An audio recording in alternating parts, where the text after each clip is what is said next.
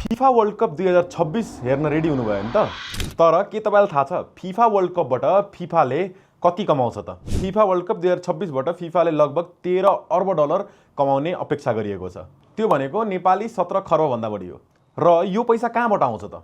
यसमा सबैभन्दा बढी पैसा भनेको टिभी ब्रोडकास्टिङ राइट्सबाट, त्यसपछि टिकट सेल्स, हस्पिटालिटी प्याकेजेस र ग्लोबल स्पोन्सरसिपबाट आउँछ। यो पालिको फिफा वर्ल्ड कपको सबसे इन्ट्रेस्टिङ पार्ट भनेको यसमा 32 वटा देश होइन 48 वटा देश खेल्नेछन् र कुल 104 वटा गेम हुनेछ। जति धेरै खेल त्यति धेरै अडियन्स र जति धेरै अडियन्स त्यति धेरै पैसा।